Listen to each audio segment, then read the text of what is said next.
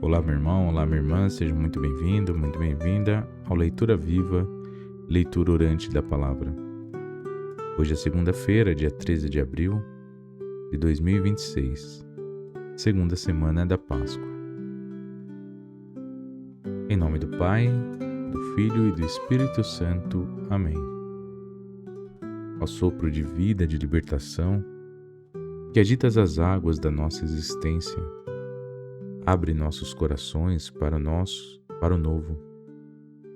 Que a Tua Palavra não seja apenas o som, mas força que nos impulsiona a sair das sombras do medo e das estruturas que oprimem para nascermos como pessoas novas no Teu amor. Amém.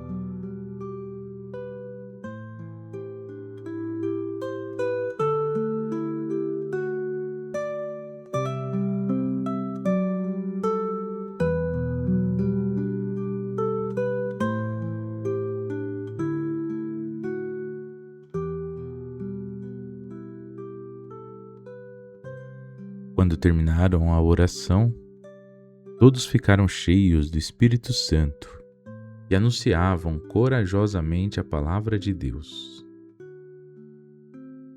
Leitura dos Atos dos Apóstolos. Naqueles dias, libertados Pedro e João, voltaram para junto dos seus e contaram tudo o que os sumos sacerdotes e os anciãos lhes tinham dito. Ouvindo isso, todos juntos elevaram a voz a Deus, dizendo: Senhor, Tu fizeste o céu e a terra, o mar e tudo que nele existe. Por meio do Espírito Santo disseste pelo Teu servo Davi, nosso pai: Por que se enfurecer as nações e os povos imaginaram coisas vãs? Os chefes da terra se amotinaram e os governantes se uniram contra o Senhor e contra o seu Cristo. Foi o que aconteceu nesta cidade. Herodes e Pôncio Pilatos uniram-se com as nações pagãs e os povos de Israel contra Jesus, Teu santo servo, a quem ungiste para executarem tudo o que a Tua mão e o Teu conselho haviam pré-estabelecido que sucedesse. Agora, Senhor, olha para suas ameaças e concede aos Teus servos anunciar a Tua palavra com toda a coragem. Estende a Tua mão para que se realizem curas, sinais e prodígios pelo nome do Teu santo servo Jesus. Quando terminaram a oração, tremeu o lugar onde todos estavam reunidos. Todos ficaram cheios do Espírito Santo e anunciavam a palavra de Deus com coragem. Palavra do Senhor.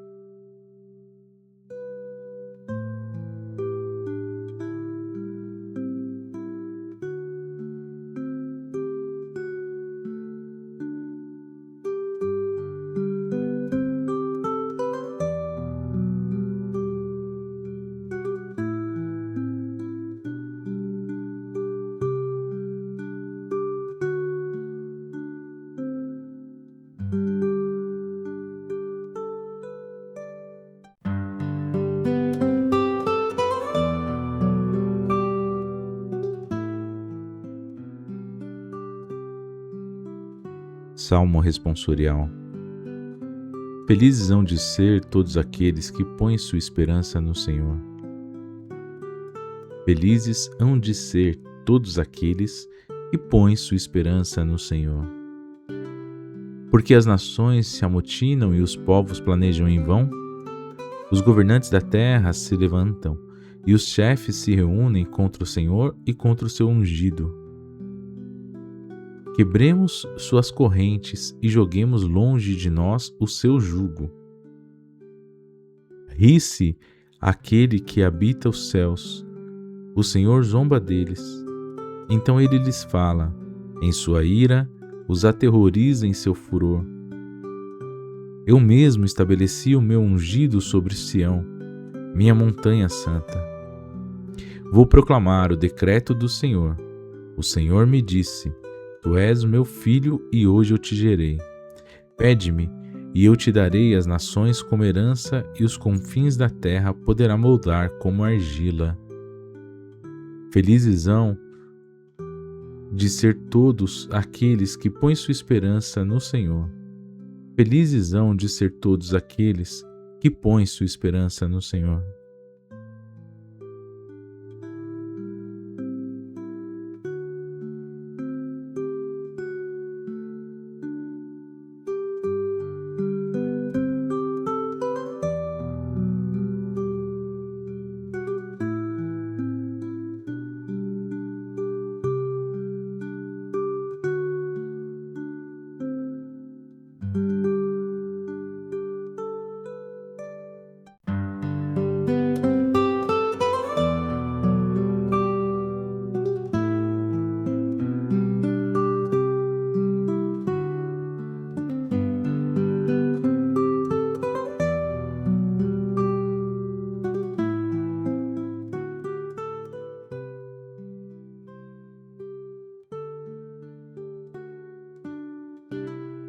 Se alguém não nasce da água e do Espírito, não pode entrar no reino de Deus. Proclamação do Evangelho de Jesus Cristo segundo João. Havia um chefe judaico, membro do grupo dos fariseus, chamado Nicodemos, que foi ter com Jesus de noite e lhe disse: Rabi, sabemos que vieste como mestre da parte de Deus. De fato, ninguém pode realizar os sinais que tu fazes, a não ser que Deus esteja com ele. Jesus respondeu: em verdade te digo, se alguém não nasce do alto, não pode ver o reino de Deus. Nicodemos disse: como é que alguém pode nascer se já é velho? Poderá entrar outra vez no ventre de sua mãe? Jesus respondeu: em verdade te digo, se alguém não nasce da água e do Espírito, não pode entrar no reino de Deus. Quem nasce da carne é carne, quem nasce do Espírito é Espírito. Não te admires por eu haver dito, vós deveis nascer do alto. O vento sopra onde quer e tu podes ouvir o seu ruído, mas não sabes de onde vem, nem para onde vai. Assim acontece a todo aquele que nasceu do Espírito. Palavra da salvação.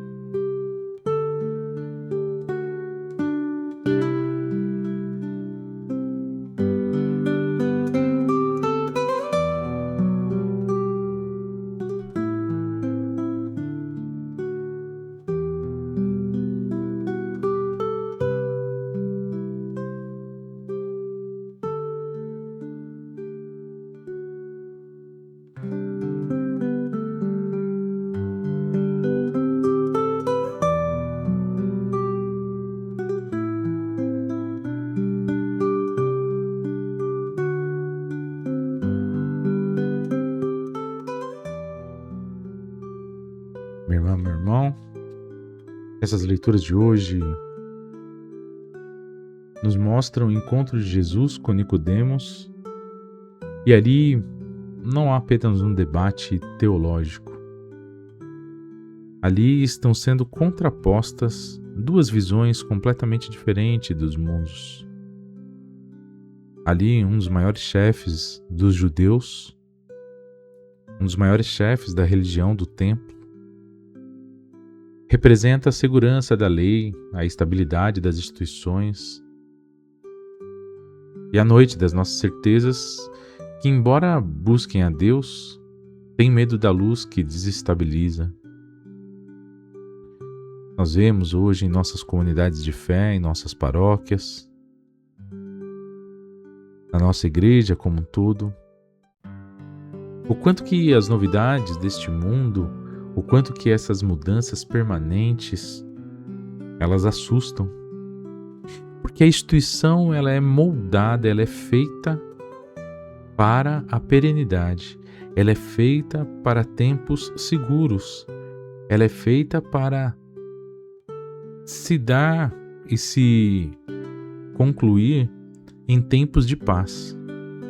Toda e qualquer instituição, seja ela um governo, seja ela uma igreja, enquanto instituição feita de pedras, aqui a gente está falando da hierarquia da igreja, dos seus documentos, a igreja pensada como instituição, ela é toda moldada para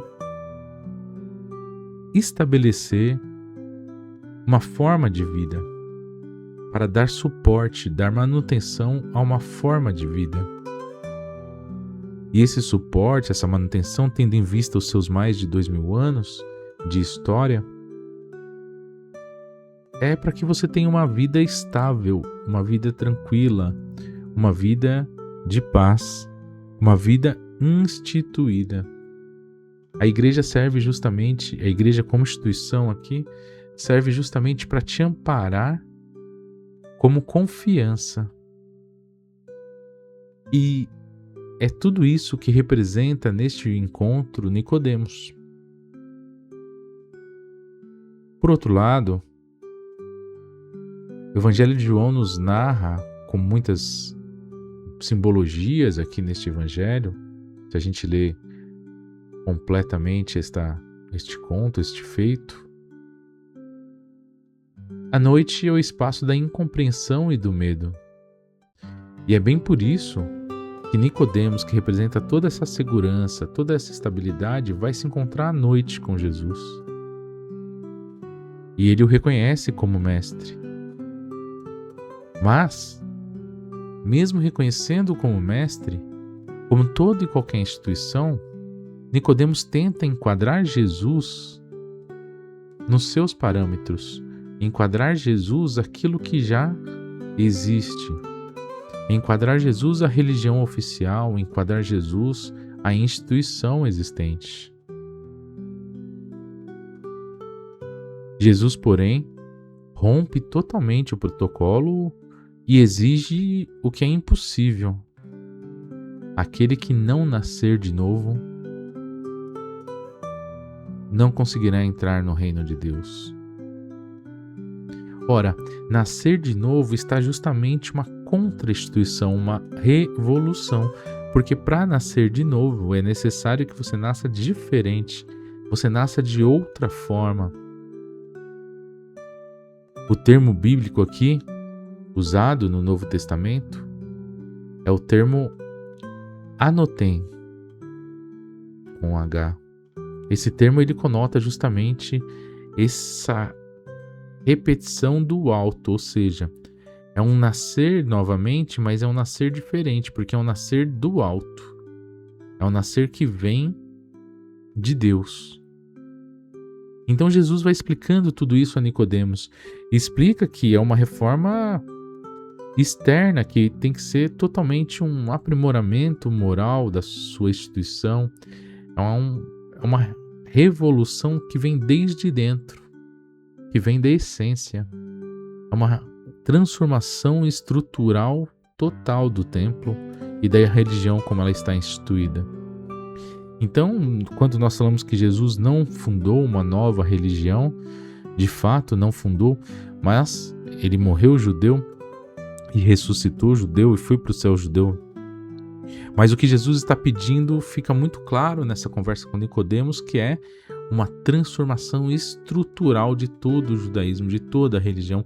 E por isso grande parte dos judeus não gostavam dele, principalmente as lideranças. Queriam matá-lo porque ele representava um risco a tudo aquilo que foi instituído por milhares de anos. Jesus representa um risco de uma transformação radical, uma transformação desde a raiz. E ele sai totalmente da lógica idolátrica do judaísmo desse momento, que é essa adoração a Deus a partir do sacrifício, tornando Deus um ídolo afastado, distante do povo, e o sacrifício como forma de se chegar a esse Deus. O sacrifício que é reservado a poucas pessoas e um sacrifício que é ainda hierarquizado.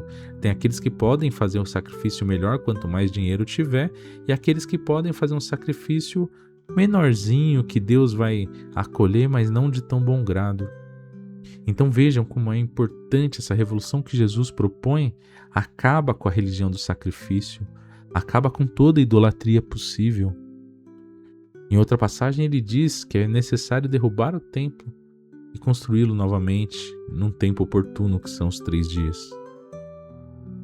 Então vejam que nessa conversa Jesus joga a real com Nicodemos e diz: olha, para que dê certo a coisa é necessário que seja do Espírito e não da carne. E vir do Espírito, claro que ele está aqui se remetendo ao Espírito Santo. Esse vir do Espírito, para quem nasce do Espírito, e o vento, o sopro que Jesus no Evangelho de ontem soprou sobre os apóstolos, é esse vento que não tem controle, esse vento que sopra onde quer, que não tem aprisionamento na instituição. O muro da instituição é muito pequeno para segurar o sopro de Deus, porque Deus está em tudo, Deus é tudo. Não está enquanto coisa, enquanto ontologia, mas ele está onde ele quiser. Então nenhuma instituição pode abarcar a Deus, nenhuma instituição pode ser dona da manifestação de Deus, do Espírito Santo de Deus. E é isso que Jesus está explicando para Nicodemos nesse momento e diz: olha, todas as fronteiras geográficas ou sociais são totalmente irrelevantes para Deus. Deus não vê países, Deus não vê nações, não mais com a nova eterna aliança. Tudo isso foi quebrado com o mistério pascal. Depois de Jesus já saberia que isso seria quebrado totalmente para sempre. Esse nascer do alto, que é a construção do reino de Deus, é um reino que vem do Espírito justamente, é um reino que não é deste mundo. E o que é esse reino que vem do Espírito e que não é deste mundo? É um reino onde nós vimos ontem também, no Atos dos Apóstolos, capítulo 2, que as comunidades, as primeiras comunidades cristãs se organizavam de uma forma onde ninguém passaria necessidade. Este é o reino que vem do alto. Todo mundo tem tudo em comum. E cada pessoa recebe segundo a sua necessidade e dá segundo a sua possibilidade. Esta é a norma de organização do reino. É isso que Jesus fundou. As comunidades de fé devem se organizar desta forma, segundo Jesus, e se organizar-se segundo o Espírito.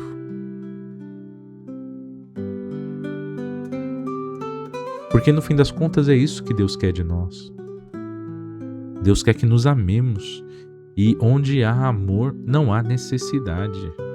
Onde há amor não há doenças psicológicas, onde há amor não há necessidades físicas, materiais ou espirituais que não possam ser curadas. Então essa libertação integral que Jesus nos promete a partir do seu Espírito, ela não vem da carne enquanto poder, lucro, privilégio, prestígio. Todos esses valores são jogados fora. Todos esses valores são ultrapassados e nós não estamos mais sob o jugo deles, porque são valores da carne. Aquele que nasce do Espírito está livre, no sentido de que foi libertado por Jesus, e o que faz em nome de Jesus o faz por gratidão e não por dever. Nós viemos falando muito isso também nessa semana de Páscoa. Então o meu testemunho, o meu serviço àqueles que mais precisam é um serviço pela gratidão que eu tenho a Deus, pela graça que Ele me deu, da libertação dada na cruz, morte e ressurreição de Jesus. A coragem de anunciar o Evangelho com a verdade, que foi dada pelo Espírito aqui na leitura de hoje, é justamente esse desdobramento prático do nascer no Espírito, porque quando a gente está no Espírito, quando a gente vive no Espírito, nenhuma instituição é capaz de nos prender, de nos conformar, porque nós devemos fazer a crítica, inclusive às nossas instituições. Eu vejo, infelizmente, muitas igrejas evangélicas, por exemplo, os seus pastores e bispos, autonomeados bispos, na maioria das vezes, dizerem: não critique o seu pastor, não critique a sua igreja, não fale mal das suas lideranças. Mas para quem nasce no Espírito é justamente o contrário. Porque nós lemos a Bíblia e nós temos a certeza de que no Evangelho, Jesus nos pede inclusive para adverter as lideranças. Paulo de Tarso nos pede para adverter as lideranças, os padres, os bispos e qualquer irmão ou irmã da nossa comunidade. Ele nos dá uma fórmula amorosa para fazer isso. Isso quer dizer que essas comunidades do Espírito, essas comunidades que vivem no Espírito, só funcionam a partir da sua autocrítica. Ninguém está livre de advertências, porque aquele que desviar do caminho é fundamental, necessário e é muito, muito importante para a sobrevivência da própria comunidade que sejam advertidos e também que sejam apoiados com amor. Então, essa coragem do anúncio, ela nos traz uma liberdade que é completa, é a liberdade da fala, da pregação, é a liberdade da coragem, da audácia profética, da construção conjunta, coletiva. E o salmo que nós lemos hoje também reconhece que os chefes da terra toda, eles não gostam de quem vive do Espírito desde o Antigo Testamento, desde a Antiga Aliança, porque eles se amotinam contra o projeto da paz, daqueles que são ungidos por Deus e são enviados por Deus. A comunidade que nasce do alto não deve temer aos impérios, pois a sua cidadania é do reino de Deus, é de outra ordem. A política deste mundo, que é infelizmente um meio no qual nós estamos submetidos e que nós devemos sim participar enquanto pessoas, enquanto cidadãos e cidadãs, a Igreja nos diz exatamente como participar da política. Nos documentos da CNBB, do próprio Vaticano, do Concílio Vaticano II, nós somos totalmente instruídos a participar da política como ela está hoje. Mas todos os documentos, a totalidade dessas lições nos mostram justamente que a política deste mundo é uma política passageira, é uma política dos valores da carne, que nós participamos também, porque somos seres humanos, estamos nesse mundo, mas nós não pertencemos a este mundo. Aqueles que vivem no Espírito pertencem a outro mundo, que é o reino de Deus, e vamos construindo o reino de Deus durante a nossa vida, e nós conseguimos experimentar esse reino de Deus no hoje, no agora. Porque ele já começa aqui e agora, meu irmão e minha irmã. Então, nascer da água e do Espírito é esse compromisso batismal com a vida. Não pode ser para nós um evento totalmente isolado, como fazem algumas teologias, alguns movimentos. Nascer da água e do Espírito é uma profundidade de um compromisso batismal com a construção do reino de Deus pelos valores do Espírito e não da carne. Sabendo que os valores da carne nós passaremos por eles também, nós teremos que lidar com eles, mas eles não nos submetem mais, porque nós não estamos mais sobre a sua escravidão, porque somos livres segundo o Espírito Santo de Deus e porque obedecemos o Evangelho de Jesus Cristo.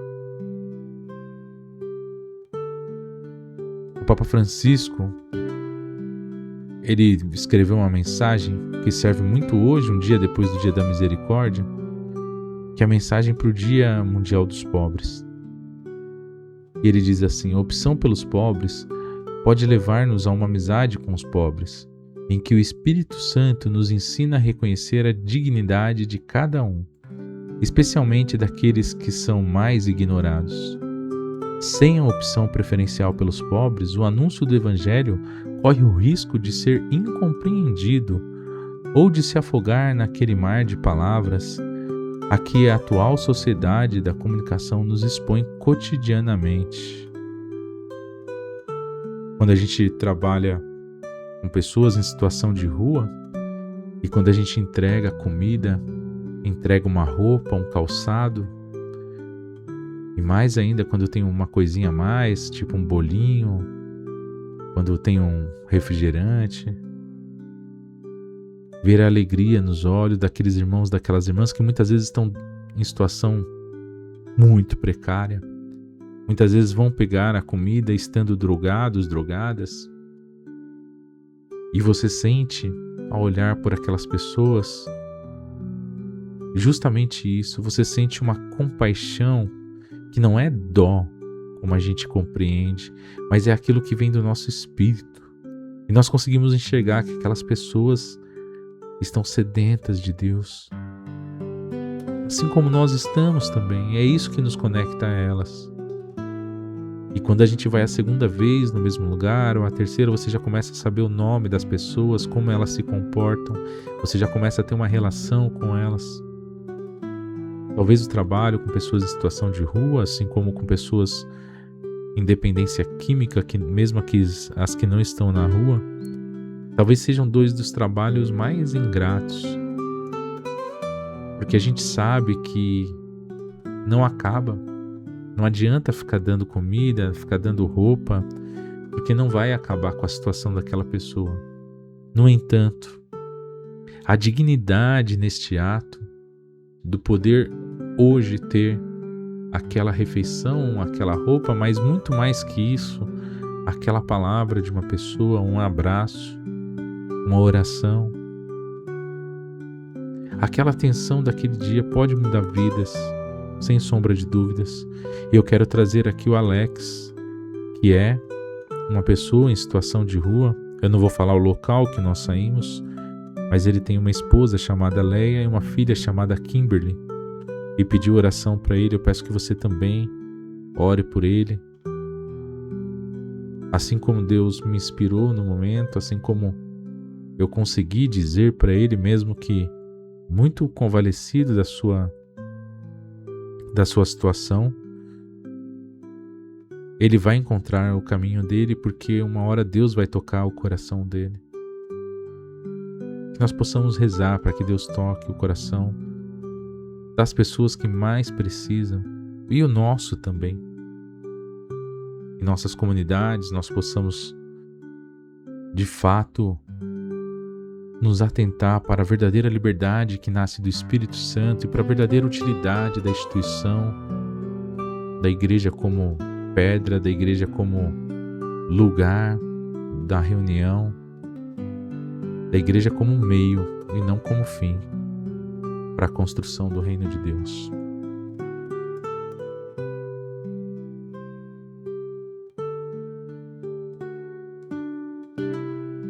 Jesus, Mestre da Paz, que conversou com Nicodemos no silêncio da noite, visita nossos medos e transforma-os em audácia missionária.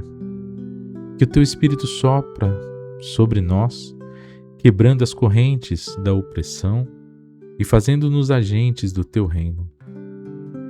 Maria, Mãe da Esperança e Mulher do novo nascimento, roga por nós para que sejamos sempre fiéis ao sopro do Espírito Santo de Deus. Ave Maria, cheia de graça, o Senhor é convosco.